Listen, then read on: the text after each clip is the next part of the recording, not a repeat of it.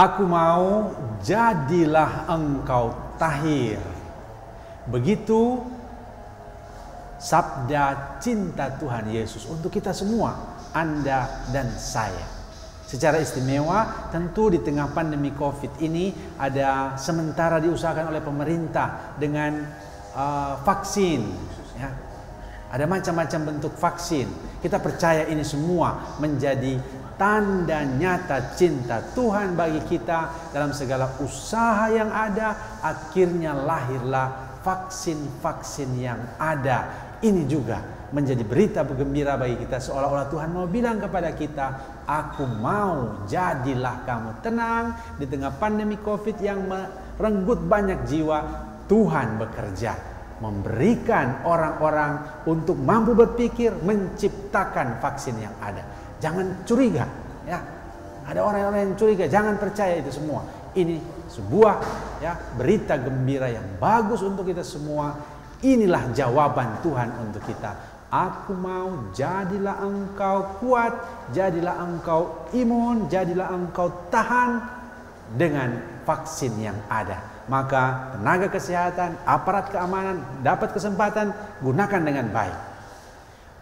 Pemimpin-pemimpin umat, pemimpin masyarakat dapat kesempatan, gunakan dengan baik. Warga masyarakat ada kesempatan dapat vaksinasi, jangan curiga, mari pakai kesempatan itu. Dengan cara ini kita saling membantu, saling meneguhkan, saling menguatkan untuk boleh tetap kuat, tetap hidup di tengah-tengah pandemi COVID-19. Tapi ingat, vaksin bukan obat. Vaksin tidak menyembuhkan. Maka kendati sudah divaksin, ketika belum sampai herd immunity, belum sampai 70%, kita tetap mesti jaga jarak, kita tetap mesti pakai masker, kita tetap mesti cuci tangan. Karena kendati kita sudah kuat, tapi mungkin ada saudara-saudara kita yang belum kuat. Ketika kita sudah ada virus, kita tidak terkena, tetapi kita yang berjalan dengan ketemu dengan orang lain, mereka akan terkena. Karena itu tetap 3M mesti dijaga, mesti dipertahankan, kendati kita sendiri sudah divaksin. Dengan cara ini sabda Yesus juga tergenapi. Aku mau jadilah kamu kuat, aku mau jadilah kamu sembuh, lewat usaha-usaha yang ada, lewat perjuangan pemerintah, lewat kerjasama kita semua di tengah-tengah pandemi COVID-19 ini. Yang kedua, aku mau jadilah kamu juga sembuh, jadilah kamu juga tahir. Di tengah-tengah bulan ini, ya, ada macam-macam perayaan, ya, ada macam-macam kesempatan untuk melihat lagi, menata kembali kebersamaan, ya.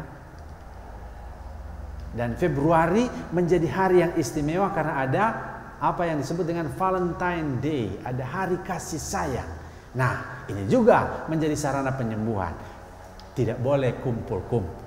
Jangan sembunyi-sembunyi kumpul, nanti menjadi klaster baru lagi penyebaran virus. Tapi apa yang menjadi inti dari sana sebenarnya adalah penyembuhan. Itu mereka yang kesepian diberi kesempatan untuk saling bertemu, saling meneguhkan. Sekarang tidak boleh ketemu secara langsung, tetapi lewat alat-alat yang ada, lewat video call, lewat telepon dan seterusnya, kita tetap saling menguatkan satu sama lain, saling menyalurkan cinta Tuhan, dan dalam cinta itu kita boleh menguatkan dan menyembuhkan. Ada banyak praktek tentang Valentine Day, ya. Sebenarnya ini tepat sekali untuk mereka yang sudah menikah sebenarnya, ya. Karena itu di Amerika itu digagas oleh para pasangan suami istri untuk merayakan Valentine Day sebagai hari pasangan suami istri, yang dipelihara, diteruskan juga oleh kelompok yang namanya Marriage Encounter. Dengan cara itu mereka menyegarkan kembali, menumbuhkan terus cinta kasih di antara mereka, sehingga, ya, dengan cara ini ada kesembuhan dalam pasangan suami istri. Pasangan suami istri sembuhkan, ada kesembuhan dalam seluruh keluarga. Jika suami istri tersakiti, jika suami istri terluka, maka anak-anak pun akan terluka. Tapi jika mereka tersembuhkan, maka seluruh keluarga akan mengalami damai, mengalami kesembuhan. Dan untuk kamu anak-anak muda yang sudah punya rancangan cara untuk berbagi cinta kasih, berbagi coklat, berbagi bunga, berbagi macam-macam bentuk cinta kasih. Tujuannya sekali lagi bukan sekedar hura-hura, bukan sekedar untuk menghabiskan waktu, tapi sekali lagi untuk saling menyembuhkan. Kita ingat ya sejarahnya bagaimana Uskup Valentinus itu memulai ini semua dengan agak keras kepala. Valentinus ya melawan kebijakan dari Kaisar Claudius II. Claudius untuk memenangkan pertempuran, dia mengambil anak-anak muda yang belum menikah. Karena kalau sudah menikah tidak boleh pergi ke medan perang. Karena sampai di medan perang mereka hanya ingat mereka punya pasangan dan minta kembali, dan begitu banyak yang menjadi gampang kalah, gampang tewas di medan pertempuran kalau sudah menikah. Maka Kaisar Claudius ya mengambil kebijakan ada wajib militer untuk anak-anak muda yang masih tangguh, yang masih kuat, yang punya semangat luar biasa untuk pergi berperang, supaya dengan demikian kemenangan ada di tangannya. Nah, kepada mereka-mereka inilah ada yang mau nikah, ada yang mau menyatakan cintanya, tidak bisa ya. Valentinus membuat kebijaksanaan sendiri yang bertentangan dengan kaisar. Apa itu? Orang-orang yang sudah punya pasangan dinikahkan secara diam-diam. Disitulah kaisar menemukan praktek yang keliru ini, dan dia ditangkap dan dipenjarakan dengan hukuman mati. Sementara dalam penjara dia dirawat ya, Valentinus ini dirawat, diberi makan oleh seorang putri dari penjaga penjara begitu. Nah, saking dekatnya ya, mereka punya cinta yang saling menguatkan, sampai ketika Valentinus mau penggal kepalanya, dia tulis sebuah surat untuk sang gadis, dan di bawah suratnya itu from your Valentine. Nah, kata Valentine inilah yang menjadi top. Jadi apa inti dari semua ini? Itulah intinya sebenarnya, cinta kasih yang menghidupkan. Mereka yang mau mencintai, yang harus pergi perang, dibereskan. Mereka yang saling mencintai, yang harus mengakhiri hidupnya, diberi kekuatan lewat saluran cinta kasih ini.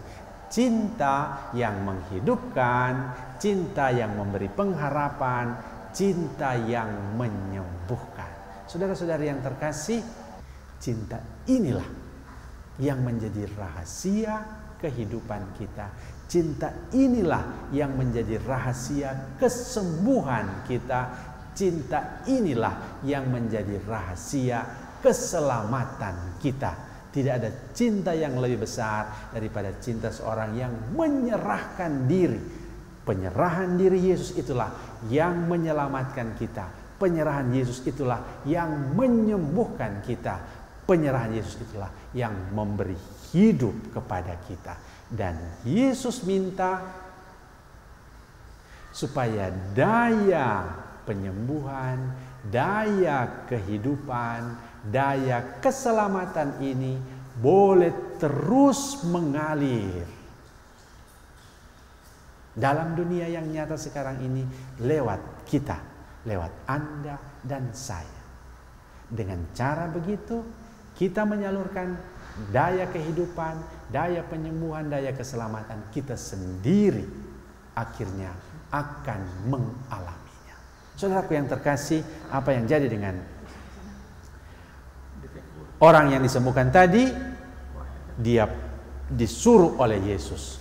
Pergilah kepada imam, persembahkanlah syukur, dan kemudian dia memberitakan dan menyebarkan. Saudaraku yang terkasih, mari kita juga diminta oleh Tuhan Yesus untuk apa? Pergi kepada imam. Artinya apa? Pergi kepada dia yang mempersembahkan kurban kepada Tuhan. Lantas mempersembahkan kurban itu sebagai tanda syukur.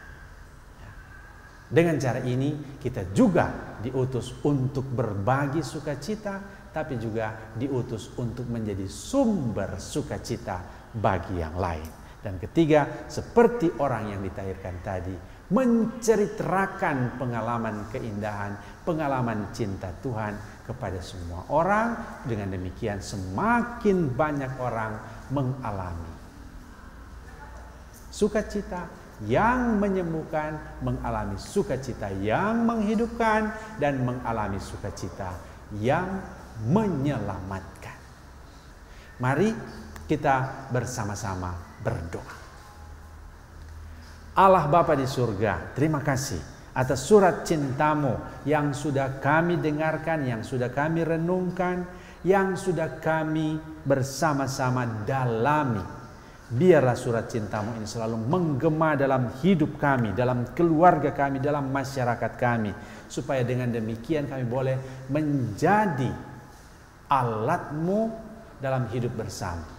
Supaya kami menjadi saluran cintamu yang menyembuhkan, saluran cintamu yang menghidupkan, saluran cintamu yang menyelamatkan.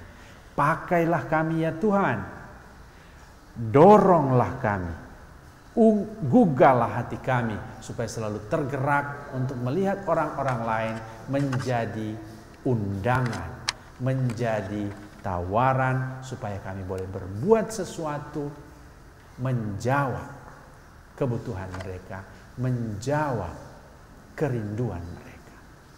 Untuk kami sendiri ya Tuhan, lengkapilah kami, jamalah kami, buatlah kami selalu tahir dari dosa-dosa kami, dari sakit penyakit yang ada pada kami, pada keluarga kami, dan buatlah kami hidup dalam sukacita. Untuk ini semua ya Tuhan, berkat-Mu turun tinggal menyertai, mendampingi, menguatkan, dan menjadikan kami saluran cinta-Mu yang menyembuhkan, menghidupkan, dan menyelamatkan. Dalam nama Bapa dan Putra dan Roh Kudus. Amin. Saudaraku yang terkasih, demikianlah Mimbar Agama Katolik pada hari ini. Sampai jumpa pada acara selanjutnya. Terima kasih.